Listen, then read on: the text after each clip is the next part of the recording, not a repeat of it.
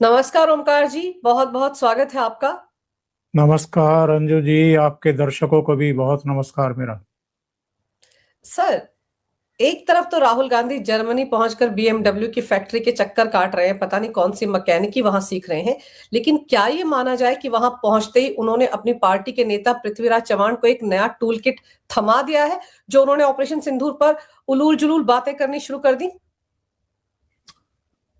देखिए, जो top leadership करती है, कहती है, जो दिशा लेती है, तो वही फिर बाकी लोग भी करते हुए दिखाई देते हैं अंजू जी।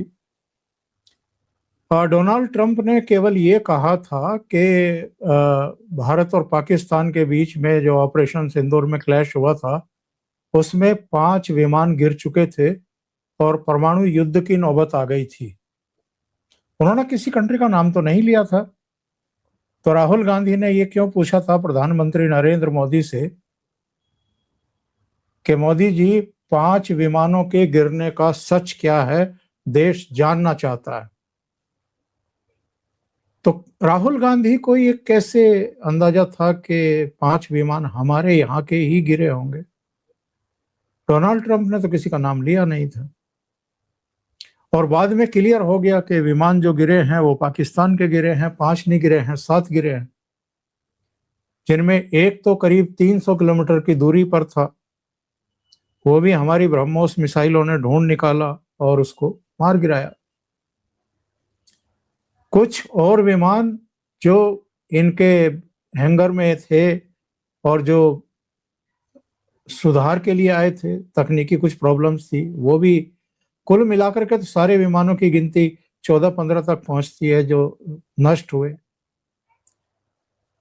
तो जब राहुल गांधी पूछ सकते हैं डोनाल्ड ट्रंप के एक जलेबी टाइप बयान के ऊपर कि मोदी जी, 5 विमान जो गिरे हैं उनका सच क्या है, देश को बताइए, देश जानना चाहता है, तब पृथ्वीराज चौहान क्यों नहीं उसी तरह की बयानबाजी करेंगे और उसी तरह की बकवासबाजी करेंगे।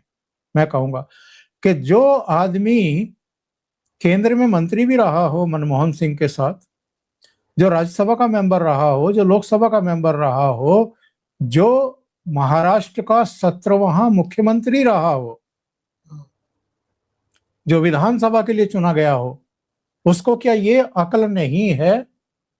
मैं कहता हूं एक बार को हम ये मान लें, और चलो 1962 का उदाहरण मैं देता हूं, मान भी क्यों ले।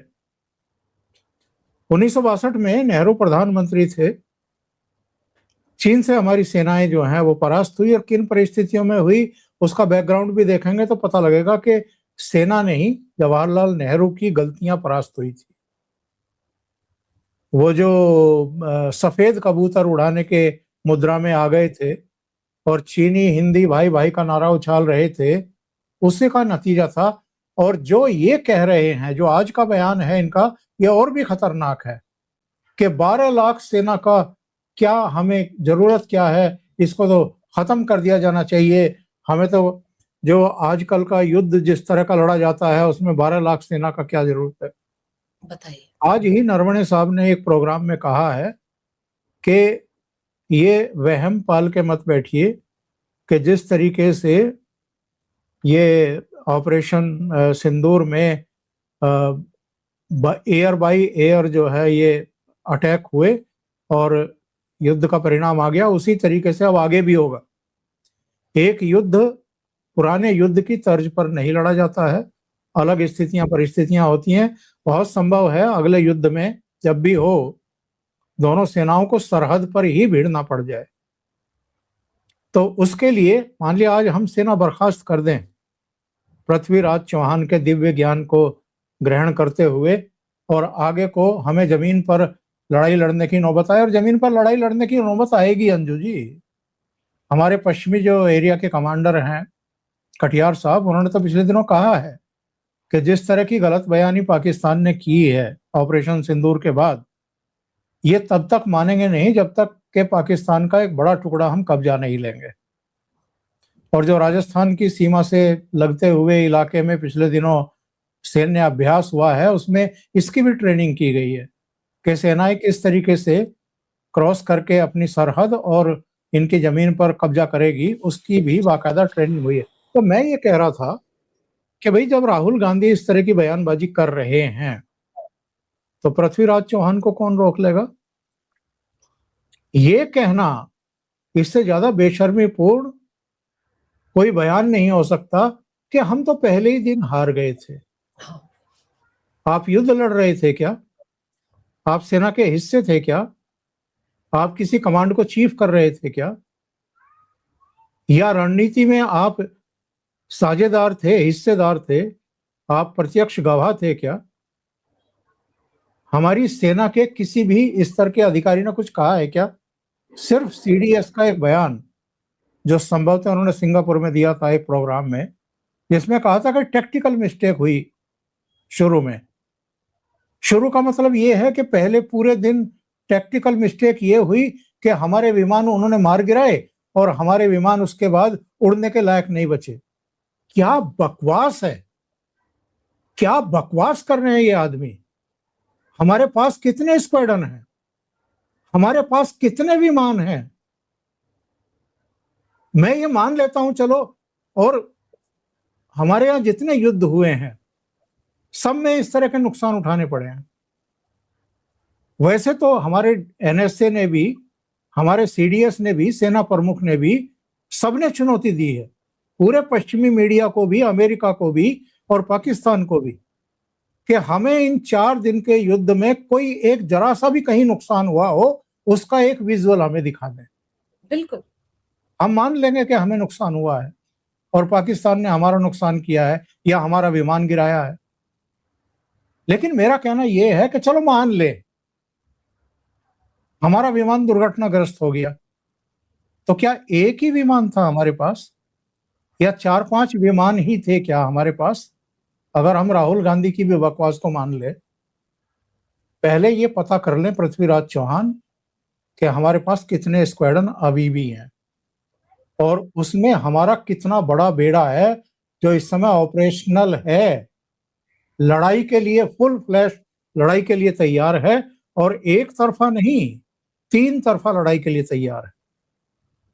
पाकिस्तान के मोर्चे पर भी, चीन के मोर्चे पर भी और बांग्लादेश के मोर्चे पर भी।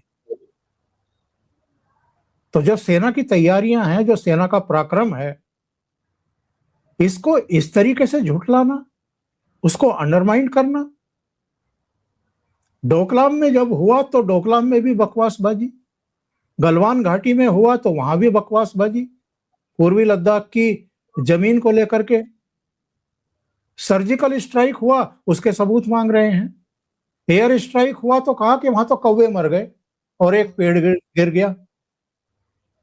अभी ऑपरेशन सिंदूर पर भी बकवासबाजी शुरू है। सर मेरे को ये नहीं समझ में आता है कि पाकिस्तान की भाषा कांग्रेस क्यों बोलती है। आप आर्टिकल 370 का वक्त उठाकर देख लीजिए, राहुल गांधी ने जो स्टेटमेंट दिया था, कैसे इमरान खान ने, जो उस वक्त पाकिस्तान के प्रधानमंत्री थे, उस स्टेटमेंट को यूएन में जाकर बोला था कि हम नहीं कह रहे खून की नदियां बह जाएंगी, बल्कि वहां का ऑपोजिशन का एक बड़ा नेता कह रहा है। सर इनकी भाषा हमेशा पाकिस्तान के फेवर में क्यों होती है? क्यों ये वहां के टीवी चैनल्स पर हीरो बने फिरते हैं? हेडलाइंस में आने का इतना शौक है इनको कि किसी भी हद तक गिर जाएंगे। एक बार नहीं अंजू जी, सैकड़ों बार इन्होंने ये हरकत की है। और जो ये कहा जाता है ना कि ये वो जिन्ना वाली जो मुस्लिम लीग थी अब कांग्रेस उसका रूप धारण कर चुकी है, इसमें कोई गलत बात नहीं है। अभी दिल्ली में लाल किले से चंद कदमों की दूरी पर जो आत्मघाती ब्लास्ट हुआ है, जिसमें 10 से ज्यादा लोग मर गए और कई व्हीकल जो है वो चपेट में आ गए, उससे भी बड़ी बात यह है कि लाल किला के ठीक पास हुआ है, गौरी शंकर मंदिर के पास हुआ है। और अगर इस पूरे मामले का खुलासा ना हो गया होता, अगर इतने बड़े पैमाने पर ये सफेद पोश डॉक्टर जो हैं वो गिरफ्तार ना हुए होते, तो इस देश में 6 दिसंबर को कितने हजार और लाखों लोग मरते, इसकी कल्पना भी नहीं की जा सकती। एक कितना बड़ा इन्होंने हौलनाक एक प्लान तैयार किया हुआ था कि जगह जगह ड्रोन से अटैक किए जाएं, रॉकेट से अटैक किए जाएं, और करीब 32 गाड़ियां इन्होंने तैयार कर रखी थी अलग अलग भीड़ भरे शहरों में, अकेले दिल्ली में नहीं, अलग अलग जगहों पर उनको उड़ा दिया जाए और लोगों को मारा जाए, ठीक 6 दिसंबर को। क्योंकि राम मंदिर का निर्माण ही नहीं हुआ है, धर्म ध्वजा पताका जो है वो फहरा दी गई है, और ये लोग बर्दाश्त नहीं कर पा रहे हैं कि जहां पर विवादित ढांचा था वहां पर भगवान राम का मंदिर बन करके तैयार हो गया है। तो देख लीजिए आप, कोई गया है क्या? जितने घायल हुए थे, जो अस्पताल में भर्ती थे, कांग्रेस की तरफ से या विपक्षी दलों के नेताओं की तरफ से कोई उनका हालचाल जानने के लिए गया है क्या? किसी ने निंदा की है क्या खुल करके उसकी, या उस पर संसद में बहस मांगी हो इन्होंने कि साहब देश की राजधानी में लाल किला की से चंद दूरी पे ये ब्लास्ट हुआ है तो इस पर हम चर्चा मांग लें? क्योंकि इनके चिथड़े उड़ जाएंगे अपने आप ही। अल फलाह यूनिवर्सिटी किसके कार्यकाल में मंजूर हुई? किसने जमीन अधिग्रहण करने के लिए इनका फेवर किया? और किस तरीके से वहां पर भर्तियां हो रही थी, किस आधार पर हो रही थी, किसके कार्यकाल में हुई हैं, सब नंगे हो जाते हैं। और ये तो एक है ना किस्सा। अल फलाह यूनिवर्सिटी तो एक जगह है जहां पर ये चीजें पकड़ में आ गई। इस पूरे देश में कहां कहां कितनी अल फलाह यूनिवर्सिटी होंगी, किसी को अंदाजा है क्या?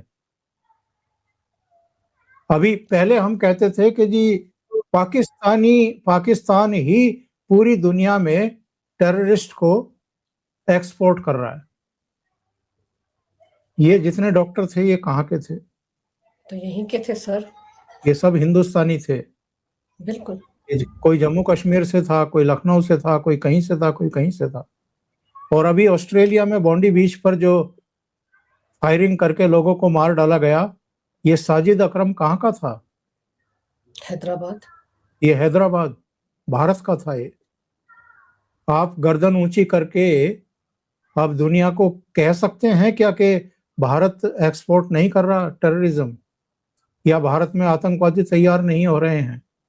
ये खतरा कितना बड़ा है अंजू जी, इसका हम अंदाजा भी नहीं लगा सकते सर लेकिन हमारे यहाँ कम से कम ये तो है कि ये जो रेडिकलाइज्ड लोग हैं, कट्टरपंथी बना दिए गए हैं, इनके खिलाफ हमारा देश तो खड़ा है। अगर वो ऑस्ट्रेलिया में हैदराबाद का बंदा पकड़ा गया है तो हम तो खुद भुक्त भोगी हैं इन्हीं घर में पैदा हुए आतंकवादियों से। इनके लिंक पाकिस्तान से तो है ना। पाकिस्तान में बैठे मुल्ला मौलवी तो इनका दिमाग खराब करते हैं सर, वहीं से तो सारी फंडिंग आती है। पाकिस्तान में बैठे मुल्ला मौलवी भी कहां से ऊर्जा और ज्ञान प्राप्त कर रहे हैं अंजू जी? देवबंद में दारुल उलूम को बंद क्यों नहीं किया जा रहा है? ये जो दुनिया भर के मदरसे हजारों की तादाद में हैं, जहां से ये शैतान पैदा किए जा रहे हैं, उन मदरसों पर ताले क्यों नहीं लगाए जा रहे हैं? 2 स्टेट में ही काम होते हुए दिखाई दिया है, एक असम में और एक उत्तर प्रदेश में। उत्तर प्रदेश में योगी जी ने पूरी जांच पड़ताल करके पता कराया कि पूरे उत्तर प्रदेश में कितने मदरसे हैं, किस हाल में हैं, वहां पर कितने तालीम देने वाले लोग हैं, उनकी अपनी एजुकेशन क्या है, उनका बैकग्राउंड क्या है।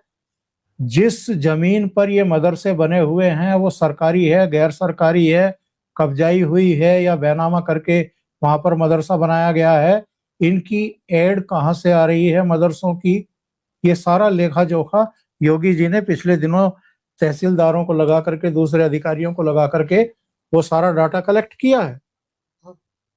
ऐसा काम पूरे देश में होना चाहिए कि नहीं होना चाहिए? सर तेलंगाना वाला तो कहते हैं कि कांग्रेस का मतलब मुसलमान, मुसलमान का मतलब कांग्रेस। तमिलनाडु में एक मंदिर में दिया जलाने के लिए वो जज जो है उसके खिलाफ पूरा का पूरा लेफ्ट लिबरल जमात जो है मोर्चा खोल के बैठ गया है। इम्पीचमेंट की बातें हो रही हैं। तो सर ये तो आप सोचिए, इनको पालने पोसने वाले लोग कौन है? यही लोग तो श्रेय देते हैं, कांग्रेस वाले। कांग्रेस भी और कुछ क्षेत्रीय दल अलग अलग राज्यों में जो भी जिनको मुसलमानों के वोट चाहिए, वो सब इनको कवर फायर दे रहे हैं, इनको संरक्षण दे रहे हैं, इनको वित्त पोषण कर रहे हैं, इनको जमीनें दे रहे हैं ताकि ये अपनी जड़ें और गहरी कर सकें।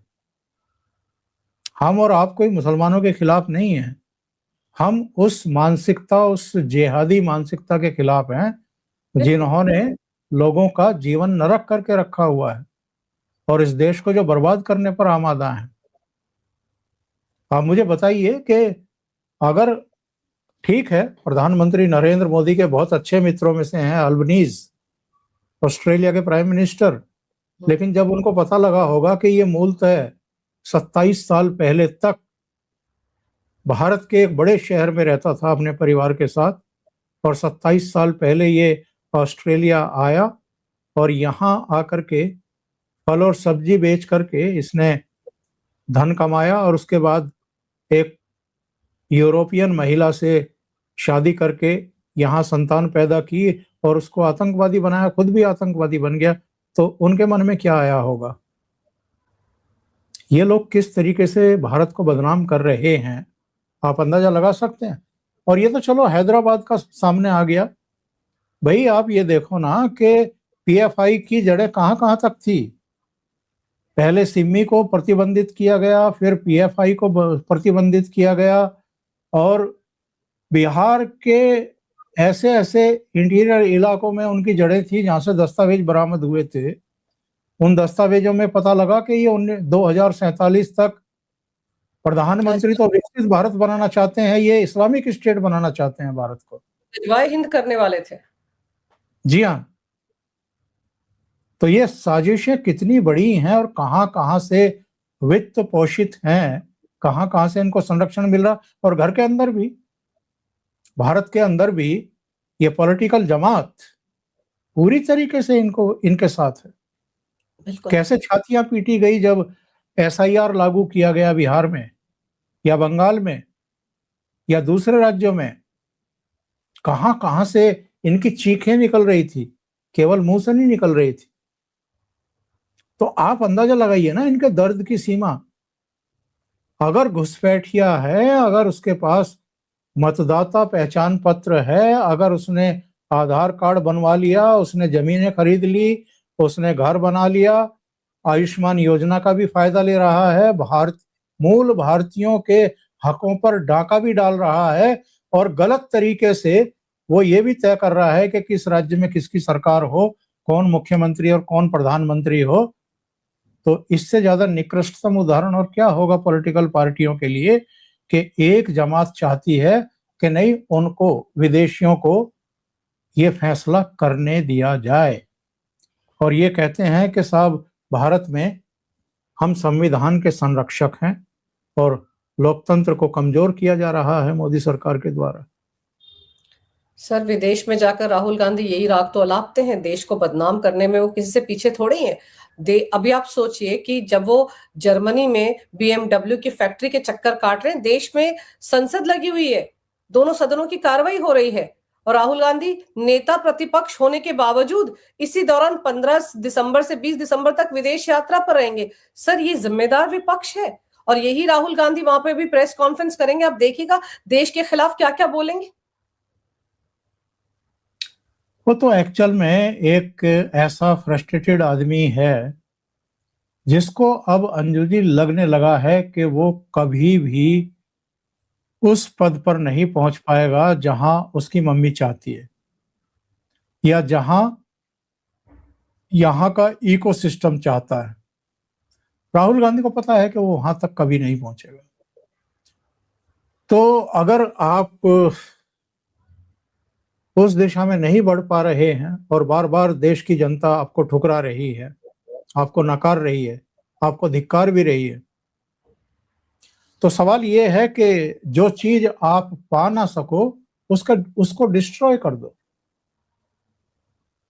ये जो मानसिकता है ना, वो क्या होता था, अभी भी कहीं कहीं ये शर्मनाक घटनाएं सुनने को मिल जाती हैं।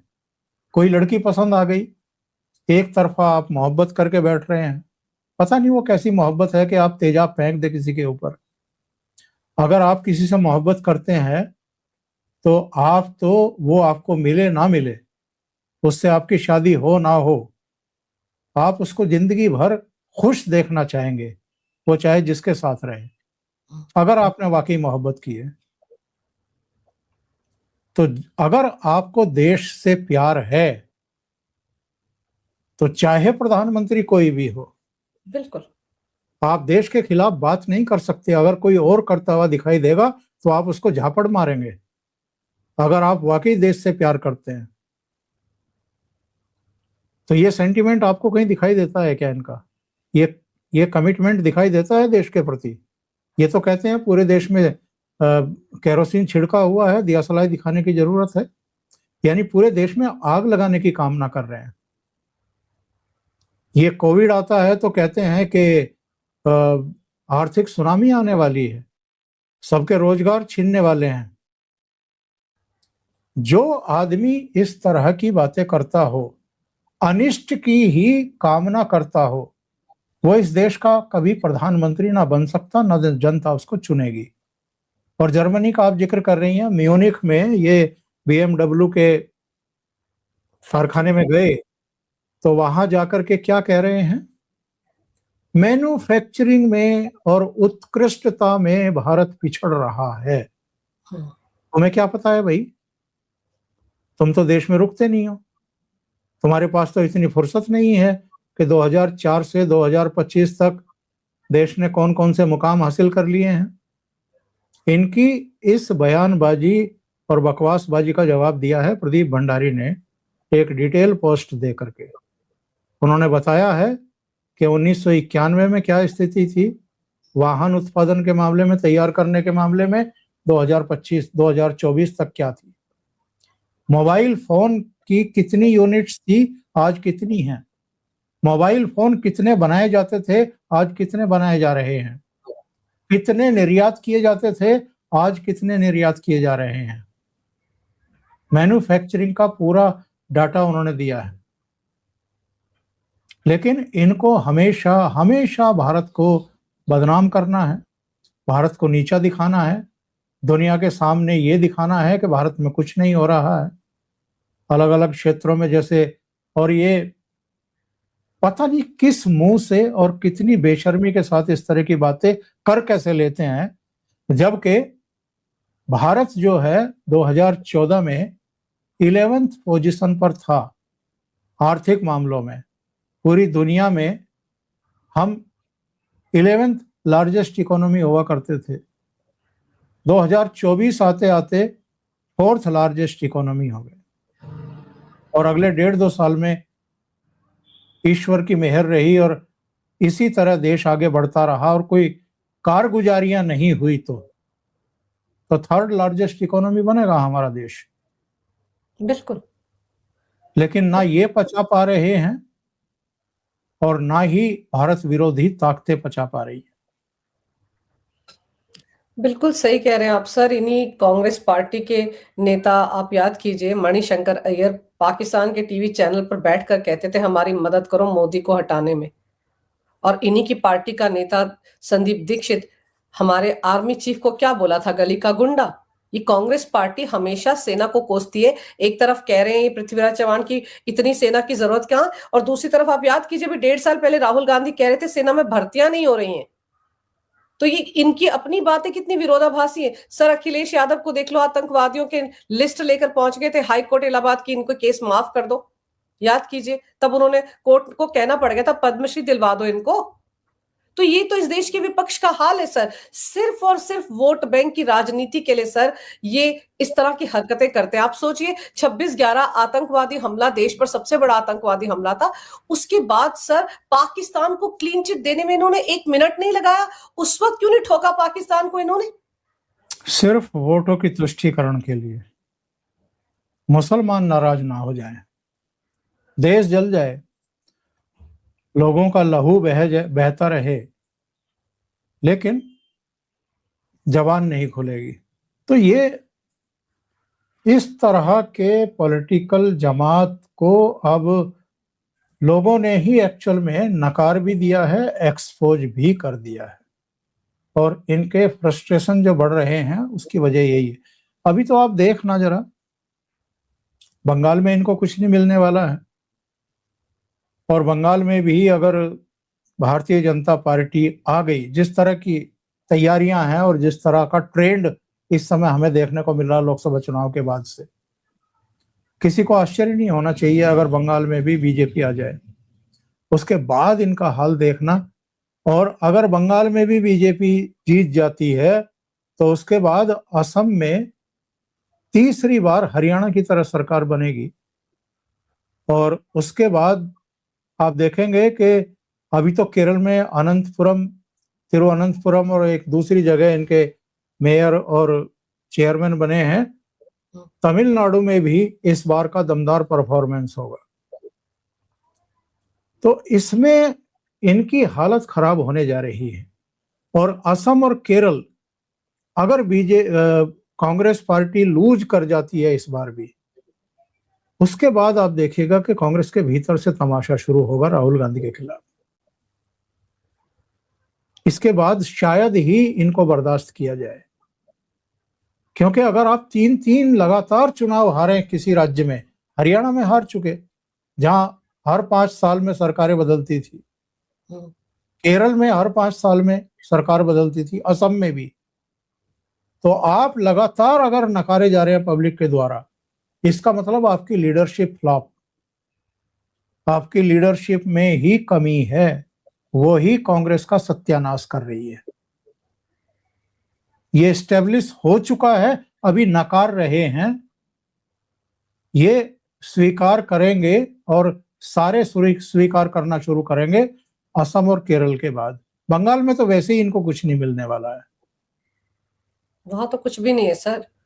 आप याद कीजिए पिछले विधानसभा चुनाव के दौरान राहुल गांधी ने अपनी पार्टी की हार तो देखी नहीं कि उनको तो वहां पे कुछ मिला ही नहीं, उल्टे ट्वीट कर रहे थे और बधाई किसको दे रहे थे? ममता बनर्जी को, सिर्फ इसलिए कि कोई बात नहीं, मेरा घर जल गया, लेकिन कम से कम बीजेपी तो सत्ता में नहीं आ पाई। इसलिए वो ये नहीं देख पा रहे थे कि 77 सीटें बीजेपी को आ गई, बीजेपी बढ़ गई।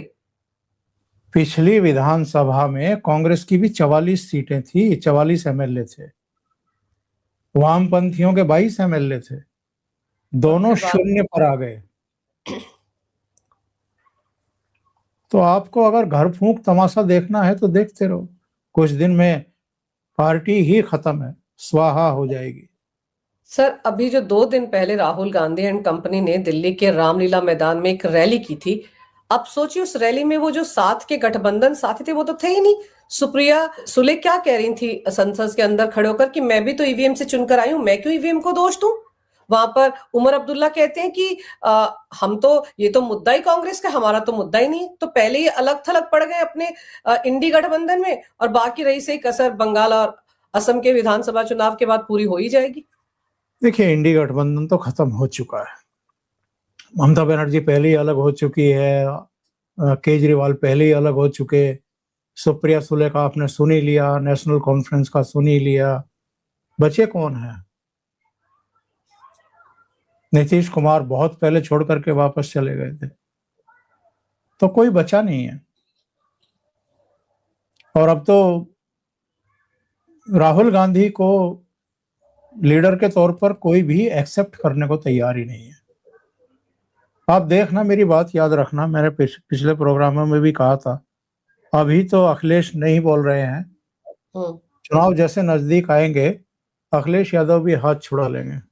और वैसे अखिलेश ने कहना शुरू कर दिया, कल एक बयान आया है, उन्होंने कहा है कि कौन कितनी सीटों पर लड़ रहा है या लड़ता रहा है, इसके आधार पर सीटों का बंटवारा नहीं होगा, कौन सी सीट कौन जीत सकता है इसके आधार पर सीटें आवंटित की जाएंगी।